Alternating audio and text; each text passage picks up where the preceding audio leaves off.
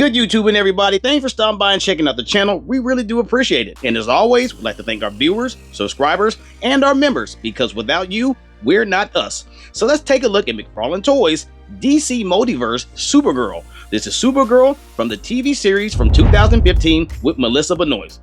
Guys, let me know what you think about this figure, and are you going to pick it up? Plus, the links are down in the basement if you want to purchase. But right now, let's go ahead and roll her off the stand, and let's get started. Okay, for the appearance, before we look at her, I just want to show you that, yes, McFarlane, we know he reused a lot, but this is what he mostly reused. Of course, this is the Atomic Comic Supergirl, and this is the Mortal Kombat Katana, and of course you got Melina as well, and then they did Jade recently. All reuses, just different minor variations, as you can see. The legs, the feet, all the same.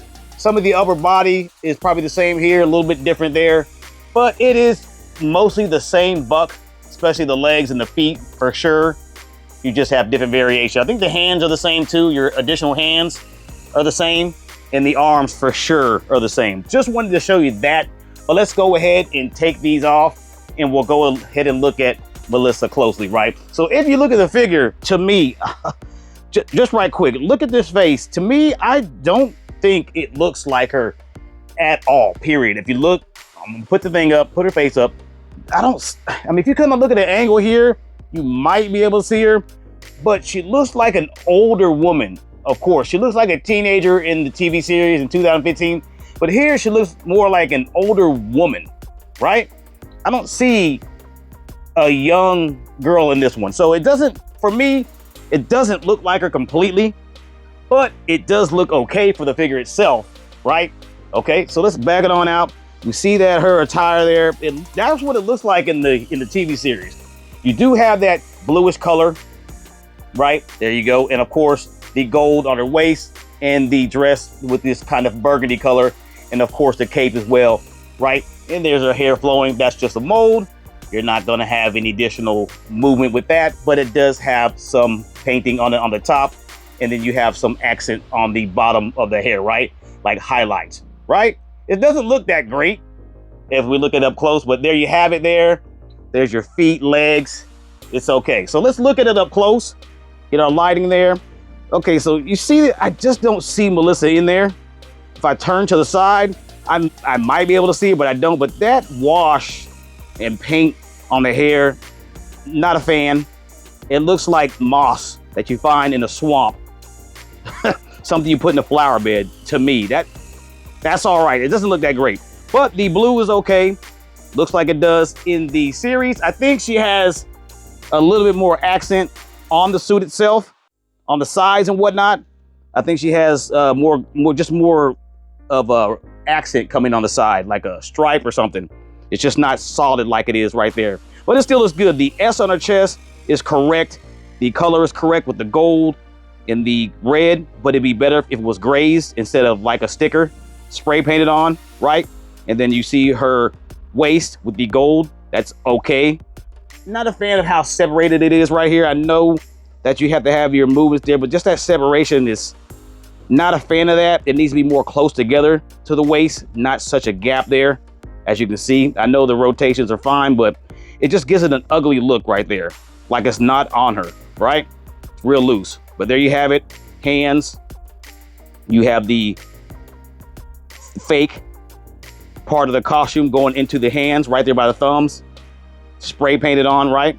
And then you look at the legs. Okay, you can't go wrong there. Just red. You just paint it red. That's it, right? With the same boots and legs you've been using with other figures, right? Nothing new there. We take a look at the back. You know, they don't do too much with it because it's covered. There you go.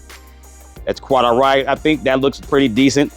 The ruffling of the skirt, that's okay. The back, there you have it. Some areas, this is glossed, this is not. So they didn't really care too much for that because the cape is covering it. And we know the cape itself is soft goods with wire. That's a bonus, right? But taking a look at it, pretty basic. It's not off. I just don't think it looks like her. I can't see Melissa in there at all. Nice eyebrows, nice eyes, lips are good, the facial structures are good. I'm trying to see Melissa and I can't see it. Let me know what you guys think about that. Can you see Melissa at all? It's very, right there? There? No, I don't see it. But there you go. And that will do it for the appearance. I think that's Melissa's mom. What? And for the scale, I just have a few figures up here. If you look at Eclipso, dude, Eclipso, he's just big. I don't know why he's so big. I don't know if he's like that in the comics or what, but he is a large character. He scales very large. But as you can see, Superman here, that's gonna be Brandon. And of course, Melissa there. And of course, Dark Side with the mega figure, just to give you an idea of what it looks like with these characters. And as you can see it there, Melissa is quite small versus these other figures, right? Quite small. I don't think she should be that small, but she looks really tiny. But you get the idea. Okay. Okay, for the accessories, you'll be getting an extra head sculpt. That's with the red eyes. And also you'll get an extra pair of hands, which are 3 extra pair, right? You'll get a pair of punch hands, you'll get a pair of open hands, and you'll get a pair of flat hands, which one is pointing and the other one is flat, right? And then you'll get the hands that are on the figure there where I have them on her waist, right? Okay, so let's take a look at the extra faceplate, right? Okay, you see it there. It's red around the eyes, kind of reddish with white. I'm not really a fan of it. I wish it was red and just not white. You do have some kind of blemish around the eyes, but I think her eyes need to be a little more red around there, don't you think? And there's her nose, scrunched up. You see the lipstick and the teeth. That's quite all right. But I'm not a fan of this faceplate where you take the head off and put the hair on. Not a fan at all. But there you have it. Not a bad job. And I still don't see Melissa at all. I just don't see her. Okay, there's the ears. Okay. What? Oh, look at that. One ear. Because the hair is covering it, so they don't want to make another ear because the hair is covering it. But you made one on this side. That's lazy. Look at that. And the ear doesn't even look good. And here, no ear. Okay. Yep. Okay. All right, let's go ahead and look at the hands. We'll start with the punch hands because they're the same. So we'll see the punch hands as you can see them there, right? Punch hands. And since they're the same, we'll just look at one. There you go. Punch hand, nothing to it, right? It's okay. You have some of the suit painted on there. Not that great, but it will do, right? Okay. Punch hand. All right, you get 2 of those, of course. And let's look at the hands that are open where she can actually hold something. It looks like a trigger finger, the way you hold a trigger or on a gun or whatnot. So of course, this is a reuse of something, right? And here we are, as you can see it, there it is. There's a suit painted on like it's on by her thumb over the hand. There you go. Not that great looking at all. Look at that finger. Whew.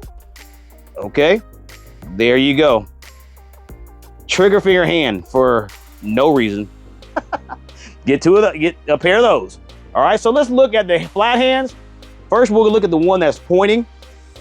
As you can see there, she's got the one that points, and then she's got the flat hand itself, right? There we are. Here's your pointer. That way. He went that way. Clark, that way. There you go. That's all right. It's not bad. No bad cuts on this one. The paint scheme is fine there, so not that bad. There you go. Pointer. That way. Okay. And the other one, flat. This will be more of her flying, right? She would be flying in the air and her hands will look like this. Okay, and there it is, flat hand, nothing to it. That's done all right. Paint scheme's okay, but there you have it, flat hand.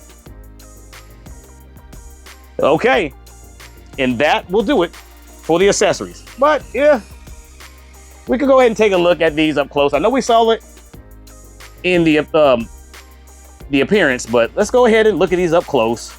We'll do that. There they go. I mean, these are done all right. They're not bad. Not bad at all. Just give you a look at that. Open hands. Okay, and that will do it for the accessories. Okay, so let's step into it. The POA, the points of articulation. So we know the head is on a ball and socket for sure.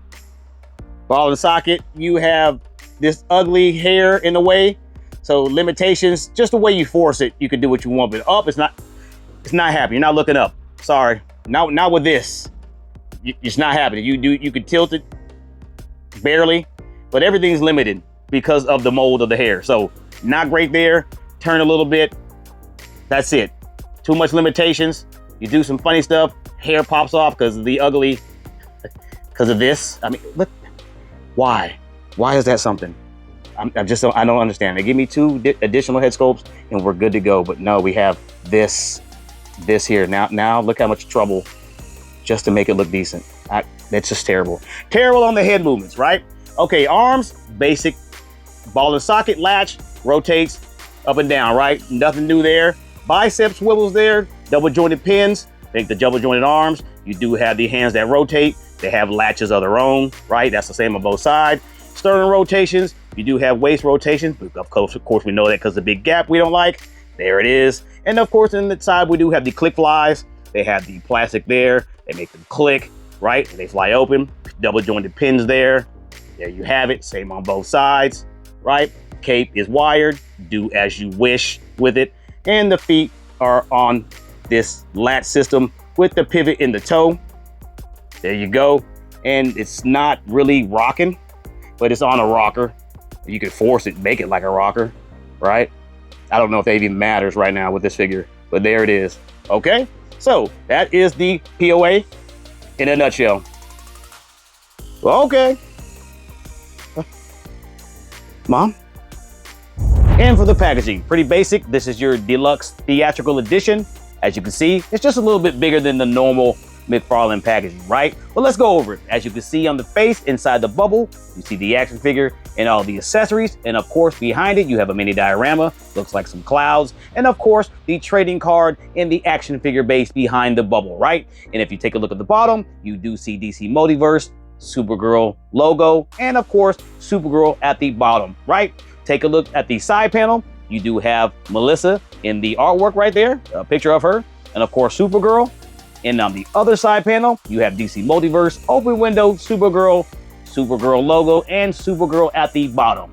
Taking a look at the top, of course, you have your 22 moving parts, McFarlane toys, and the open cut window, right?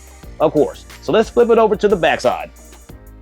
Okay, on the backside, there is your trading card in large. No surprise there. Supergirl 2015, right? And of course, McFarlane Toys logo at the top. And if you need this on the bottom, we have the barcode for you there. If this helps you out any, there you go. Pause that and do what you like, okay? And that will do it for the outside of the packaging. And for the inside of the packaging that you see, there's your diorama, the sky there, multicolor, and of course the trading card and the action figure base. Of course, myself, I keep them in plastic. I don't use the action figure base. And the trading card, if I want to read the bio on the back, I just go ahead and check it out online, right?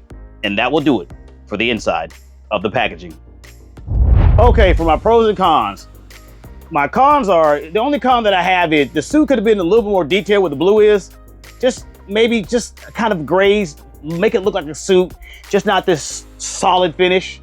And then the face of Melissa on the figure, she doesn't look like her to me. I don't like it. So that's it for the cons. For the pros, I do like the paint scheme. I do like the coloring. Articulation's fine. It's not a bad figure to me. So for me, I have to give it 6 out of 10. Guys, let me know what you give it. And you guessed it, you can get it at Walmart.com. Just check out Walmart.com or their local big box store. So what are you waiting for? Check them out.